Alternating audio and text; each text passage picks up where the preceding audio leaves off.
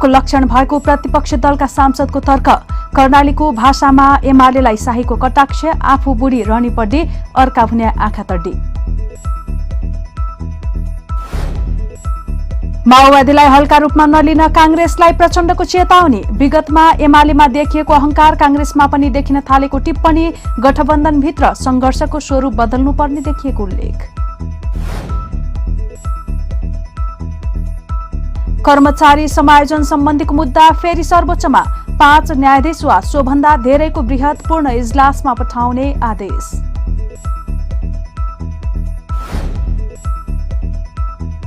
रुसका शीर्ष सैन्य अधिकारी र राजनीतिज्ञ सहित करिब 15,000 माथि युद्ध अपराधको रिपोर्ट।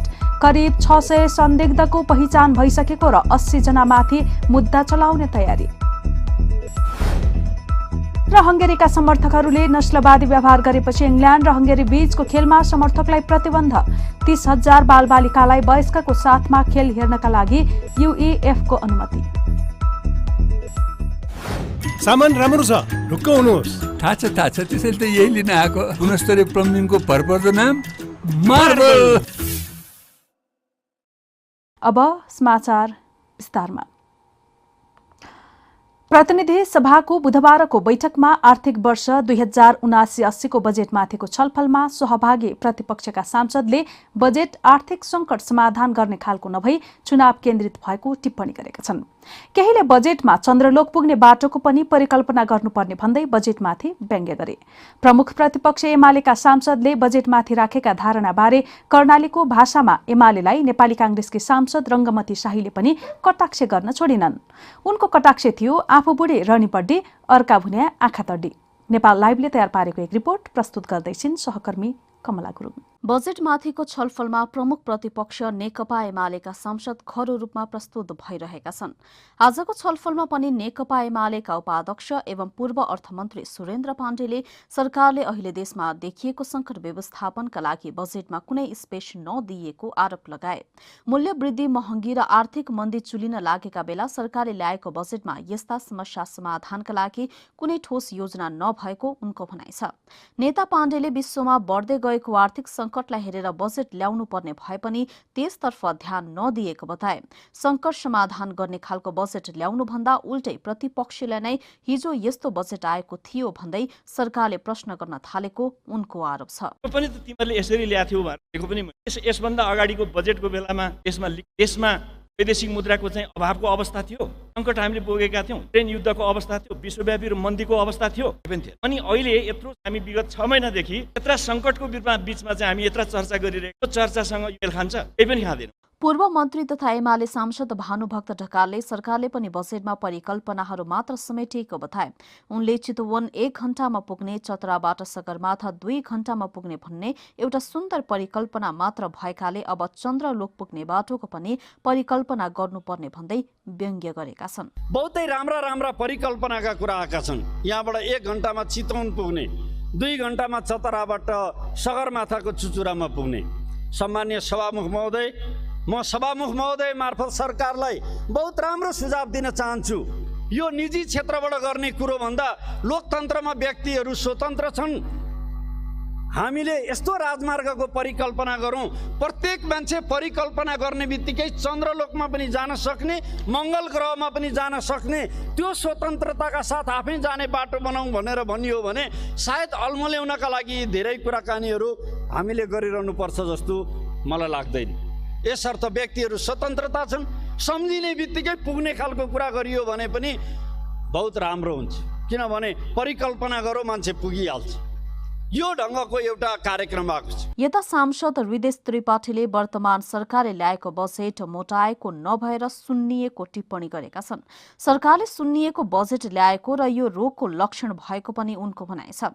उनले कृषि उपजका लागि बिउ बिमाका कुरा गरेको भए पत्याउन सकिने, तर पेन्सनको कुरा अपत्यारिलो भएको बताएका छन्। मोटाउनु र सुनिनुमा फरक हो।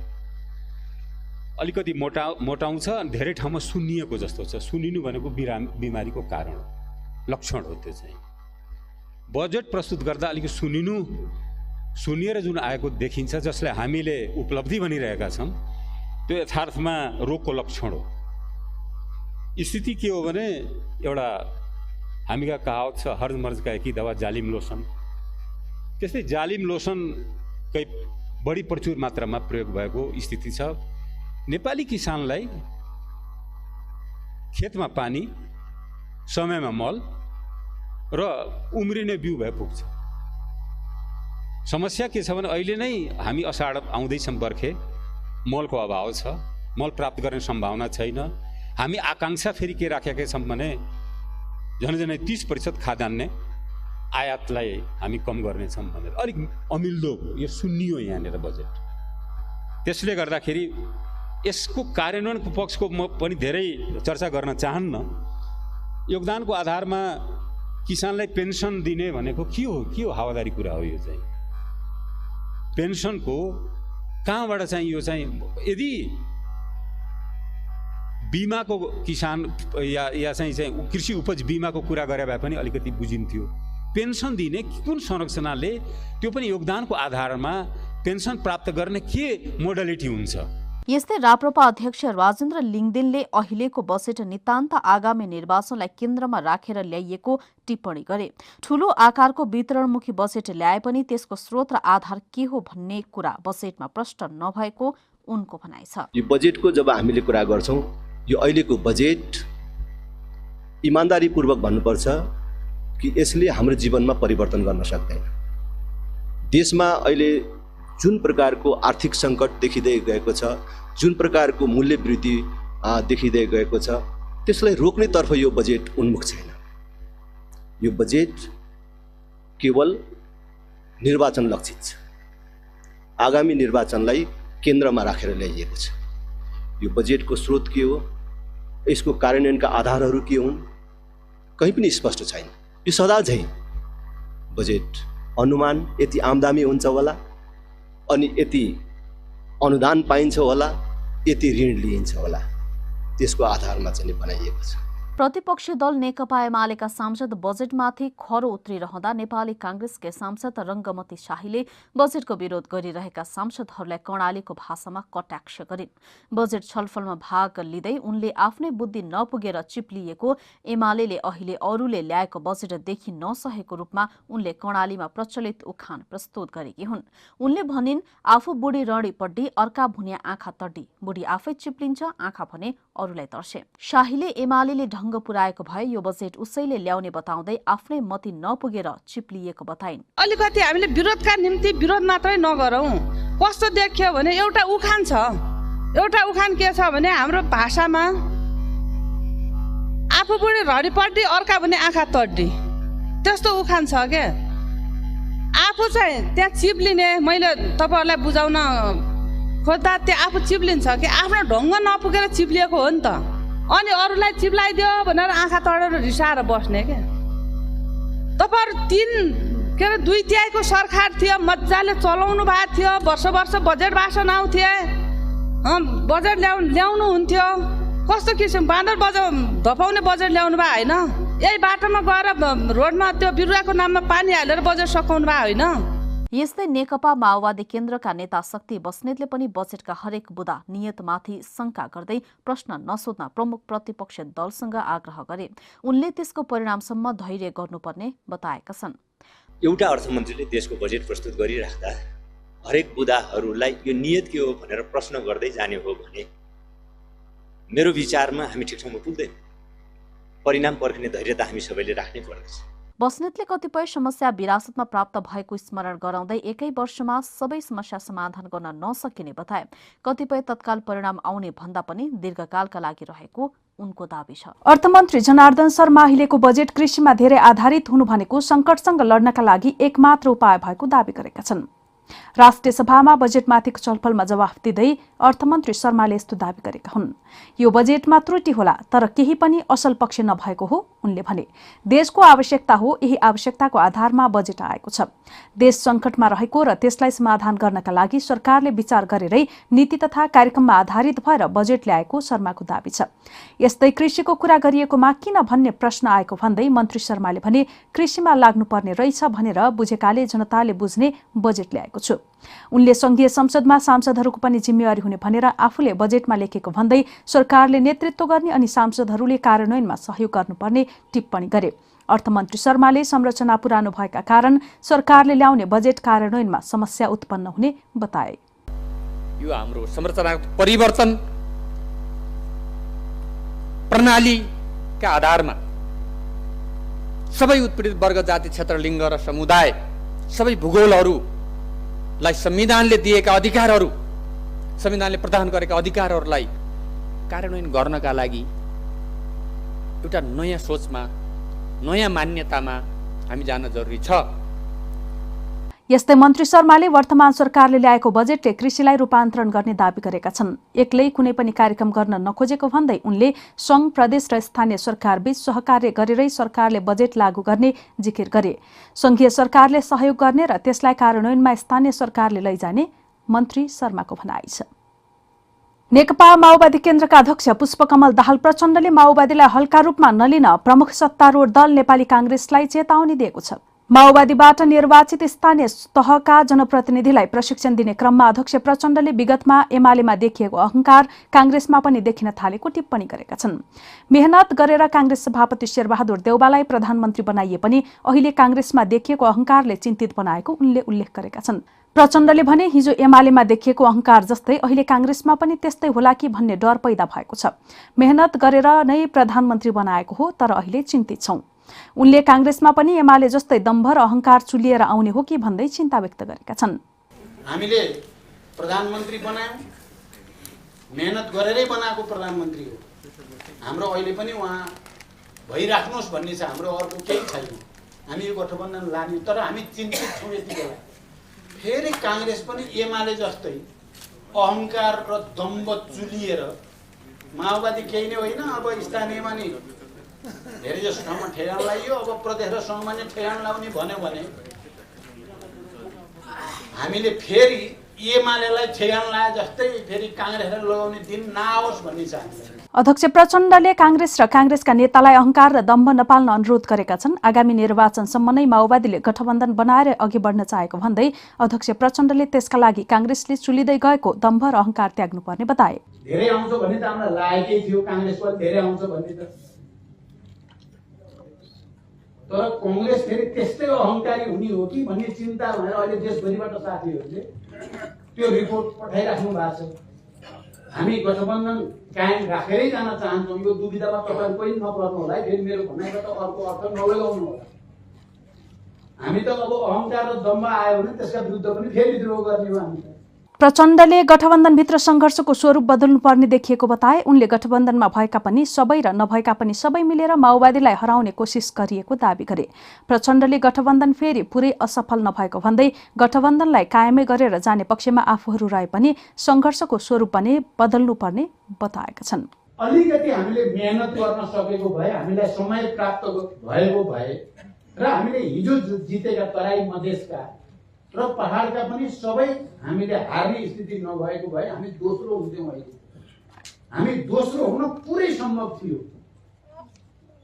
लिडरसिपको हिसाबले हाम्रो चाहना दोस्रो हुने नै थियो, तर गठबन्धन पनि भने जस्तो गरी भएन। महानगर र उपमहानगरमा निकै बल गरेर गरियो, त्यसमा मूलभूत रूपमा सफल भयो, तर त्यहाँ पनि 100% सफल भएन। तल गएपछि त गठबन्धन झन्डै गठबन्धन जस्तै नरहेको देखियो। जहाँ हामी बलियो छौँ त्यहाँ के कांग्रेस, के एमाले, के विप्लव, के अर्को सबै गठबन्धनमा भएका पनि सबै, गठबन्धनमा नभएका पनि सबै मिलेर माओवादीलाई हराउने प्रयास गरियो। तपाईँ हेर्नुभयो भने रुकुम, रोल्पा, कालीकोट, अरू पनि थुप्रै ठाउँहरू त्यसो गरियो। तर पनि फेरि ती ठाउँहरूमा जनताले हामीमाथि नै भरोसा गर्यो र केन्द्रमा गठबन्धन गरेर जे गरियो त्यो फेरि मैले यसो भन्दा गठबन्धन पुरै असफल भयो भन्ने होइन। गठबन्धन एउटा उद्देश्यको निम्ति गठन भएको, त्यो उद्देश्य अहिले पनि कायमै छ, त्यसकारण गठबन्धन कायमै रहन्छ। अध्यक्ष प्रचण्डले पार्टीको पहिचान हराउन खोजिरहेको भन्दै चिन्ता व्यक्त गरेका छन्। उनले एकपटक जनताले ठूलो पार्टी बनाएर पठाएको भन्दै जनताको अपेक्षा अनुसार काम गर्न नसकेका कारणले नै फेरि खुम्चिनु परेको स्वीकार गरेका छन्। नेकपा माओवादी केन्द्रका अध्यक्ष पुष्पकमल दाहाल प्रचण्डले दिएको चेतावनीको नेपाली कांग्रेसका नेता रामचन्द्र पौडेलले जवाफ फर्काएका छन्। प्रचण्डलाई जवाफ फर्काउँदै पौडेलले इतिहासमा कांग्रेसले धेरै हार बेहोरेर पनि देश र जनता बचाउने काम गरेको बताएका हुन्। गठबन्धन समन्वय समितिका संयोजक समेत रहेका पौडेलले प्रचण्डलाई मेन्सन गर्दै सामाजिक सञ्जालमा भनेका छन्, हामी हार बेहोर्न तयार छौं, तर राष्ट्र, जनता र न्यायको पक्षमा लड्न छाड्ने छैनौं। बुधबार काठमाडौँमा आयोजित पार्टी कार्यक्रमलाई सम्बोधन गर्दै प्रचण्डले एमालेलाई ठेगान लगाए जस्तै कांग्रेसलाई ठेगान लगाउने दिन नआओस् भन्दै चेतावनी दिएका छन्। कांग्रेसमा पनि एमालेको जस्तै अहंकार र दम्भ चुलिएर आउने हो कि भन्ने चिन्तित छौं। प्रचण्डको भनाइ थियो, एमालेलाई ठेगान लगाए जस्तै कांग्रेसलाई ठेगान लगाउने दिन नआओस् भन्न चाहन्छु। कर्मचारी समायोजन सम्बन्धी मुद्दालाई सर्वोच्च अदालतले बृहत्पूर्ण इजलासमा पठाउने आदेश गरेको छ। सर्वोच्च अदालतका न्यायाधीशहरू ईश्वर खतिवडा र तिलप्रसाद श्रेष्ठको जेठ 17 गतेको इजलासले समायोजन सम्बन्धी मुद्दालाई बृहत्पूर्ण इजलासमा पठाउने आदेश गरेको हो। संघ, प्रदेश र स्थानीय तहमा समायोजन भएका कर्मचारीहरूले दायर गरेको 106 थान निवेदनमाथि सुनवाई गर्दै न्यायाधीशद्वय खतिवडा र श्रेष्ठको इजलासले मुद्दाको सुनवाईका लागि 5 न्यायाधीश वा सोभन्दा धेरैको बृहत्पूर्ण इजलासमा पठाउने आदेश गरेको हो। यसअघि उक्त मुद्दामा 3 न्यायाधीशको इजलासले फैसला सुनाएकाले बृहत्पूर्ण इजलासबाट फैसला गर्नका लागि पठाइएको हो। संघीयता कार्यान्वयनपछि सरकारले कर्मचारीलाई संघ, प्रदेश र स्थानीय सेवामा गरेको समायोजनको विरुद्ध दायर भएको रिटमा सर्वोच्चले 22 माघ 2078 मा नै फैसला सुनाएको थियो। सर्वोच्चका न्यायाधीशहरू डाक्टर आनन्द मोहन भट्टराई, सपना प्रधान मल्ल र नहकुल सुवेदीको इजलासले फैसला सुनाउँदै सरकारले गरेको समायोजनलाई सही ठहर गरेको थियो। सर्वोच्चको उक्त फैसला विरुद्ध पुनः निवेदन परेको थियो। उक्त निवेदनमाथिको सुनवाईका क्रममा फरक राय राख्दै पुनः व्याख्याका लागि न्यायाधीशहरू खतिवडा र श्रेष्ठको संयुक्त इजलासले 5 सदस्यीय बृहत्पूर्ण इजलासमा पठाउने आदेश गरेको हो। सर्वोच्च अदालतले यसअघि गरेको फैसलामा सरकारले गरेको कर्मचारी समायोजनलाई कानूनसम्मत ठहर्याउँदै समायोजन भएका कर्मचारीलाई फेरि संघीय निजामती सेवामा फर्काउनु नपर्ने फैसला गरेको थियो। हङकङ आइडीले खैरेनीमा गेट, वनको काफल, वनकै चरीलाई लगायत विभिन्न चर्चित लोकदोहोरी गीत गाएकी गायिका बीमा कुमारी दुराले नेपाल छाडेकी छन्। सामाजिक सञ्जालमा भिडियो पोस्ट गर्दै दुराले आफू बाध्य भएर नेपाल छाड्नु परेको बताएकी छिन्। केही समय अघि दुरा आफ्नो घर बेच्ने कसरतमा लागेकी थिइन्, तर घर बिक्रीमा ठगिएको उनले विभिन्न अन्तर्वार्तामा बताएकी छिन्। उनले सामाजिक सञ्जालमा पनि यो विषयमा निरन्तर भिडियो तथा स्ट्याटस राख्ने गरेकी थिइन्। केही दिन अघि नेपालबाट अमेरिका पुगेकी दुराले देश छाड्नु अघि र अमेरिका पुगेपछि पनि टिकटक तथा फेसबुकमा विभिन्न भिडियोहरू पोस्ट गर्दै आफूलाई देश छाड्नु पर्दा दुःख लागेको बताएकी छिन्। मेरै देशले जन्मायो, मेरै देशले हुर्कायो, दुराले नेपाल छाड्नु अघि टिकटकमा पोस्ट गरेको भिडियोमा भनेकी छिन्। मेरै देशको माटोले मलाई सिन्दुर पहिरायो, तर बाध्यता पनि यस्तो कहिल्यै नहोस्। नेपाली जनताले सेवा पाउन्, म जस्तो रोएर हिँड्नु नपरोस्।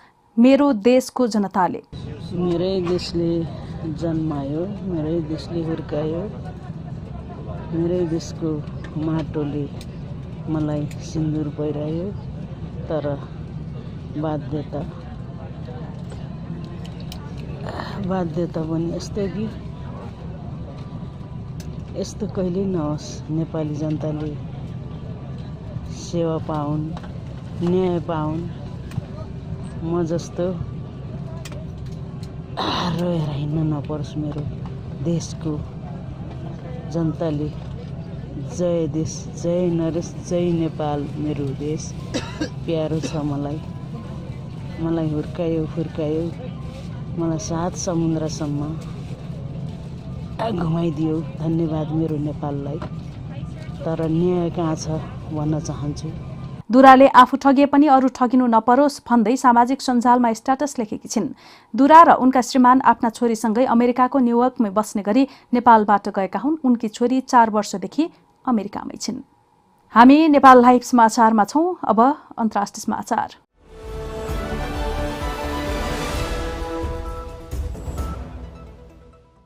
युद्ध सुरु भएदेखि करिब 15,000 संदिग्ध युद्ध अपराधहरूबारे रिपोर्ट गरिएको युक्रेनले जनाएको छ, जसमा दैनिक 200 देखि 300 थप भइरहेको जनाइएको छ। युक्रेनी प्रमुख अभियोजक इरिना बेनेडिक्टोभाले हेगमा आयोजित पत्रकार सम्मेलनमा करिब 600 जना संदिग्धको पहिचान भइसकेको र 80 जना माथि मुद्दा चलाउन थालिएको बताइन्। संदिग्धहरूको सूचीमा रुसका शीर्ष सैन्य राजनीतिज्ञ र प्रचार एजेन्टहरू समावेश रहेको बीबीसीले जनाएको छ। तर रुसले नागरिकलाई निशाना बनाएको वा युद्ध अपराधमा संलग्नता अस्वीकार गरेको छ। 15,000 संदिग्ध युद्ध अपराध मध्य पूर्वी डोनबास क्षेत्रमा धेरै हजार पहिचान गरिएको उनले बताइन्। यस क्षेत्रमा बालबालिकाहरूसहित सर्वसाधारणलाई जबरजस्ती स्थानान्तरण, यातना, हत्या र नागरिक पूर्वाधारको विनाशका क्रममा युद्ध अपराध भएको आशंका गरिएको उनले बताएकी छन्। नेपाल लाइभ समाचारमा अब खेल समाचार।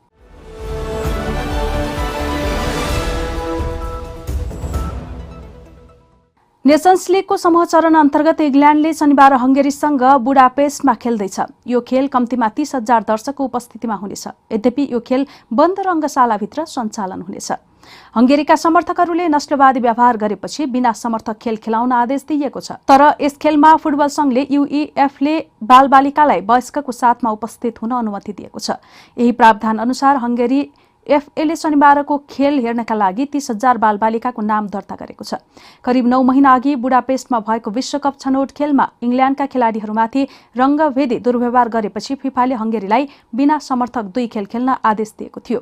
रङ्गभेदी दुर्व्यवहारको शिकार हुने खेलाडीहरूमा रहिम स्टर्लिङ र जुड वेलिङहम रहेका छन्। खेलका दौरान इङ्ल्यान्डका खेलाडीहरूलाई आगोले समेत प्रहार गरिएको थियो। त्यसपछि जुन 2021 मा युइएफले हंगेरीलाई 3 खेल बिना समर्थक खेल्न आदेश दिएको थियो। साथै हंगेरीलाई 85,000 युरो जरिवाना तिराइएको थियो। युइएफका अनुसार विद्यालय र फुटबल एकाडेमीहरूमा 14 वर्षको उमेरसम्मका बालबालिकालाई निशुल्क खेल हेर्न आमन्त्रित गर्न सकिन्छ। तर उनीहरूको साथमा वयस्क व्यक्ति अनिवार्य उपस्थित हुनुपर्नेछ। सामान राम्रो छ, ढुक्क हुनुहोस्। थाहा छ त्यसैले त यही लिन आएको। गुणस्तरीय प्लम्बिङको भरपर्दो नाम मार्बल। नेपाल लाइभ समाचार सकिएको छ। समाचारको अन्त्यमा मुख्य समाचारका शीर्षकहरू फेरि एकपटक। बजेट शून्यकाले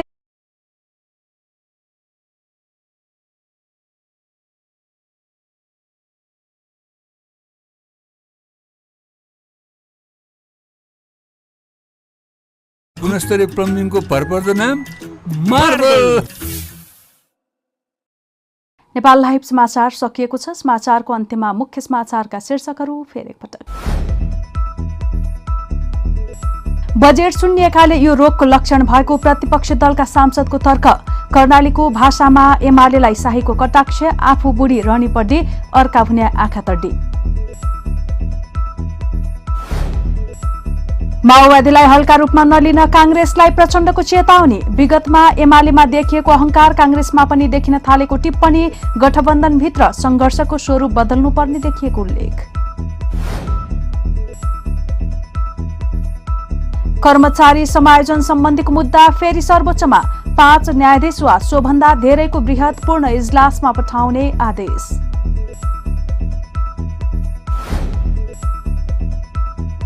रुसका शीर्ष सैन्य अधिकारी र राजनीतिज्ञ सहित करिब 15,000 माथि युद्ध अपराधको रिपोर्ट। करिब 600 संदिग्धको पहिचान भइसकेको र 80 जना माथि मुद्दा चलाउने तयारी। र हंगेरीका समर्थकहरूले नस्लवादी व्यवहार गरेपछि इङ्ल्यान्ड र हंगेरी बीचको खेलमा समर्थकलाई प्रतिबन्ध। 30,000 बालबालिकालाई वयस्कको साथमा खेल हेर्नका लागि युइएफको अनुमति। नेपाल लाइभ समाचार आज यति नै। हाम्रा अन्य कार्यक्रम नेपाल लाइभको Facebook page, YouTube channel, Twitter र हाम्रो वेबसाइट नेपाललाइभ.com मा पढ्न र हेर्न सक्नुहुनेछ। नमस्कार।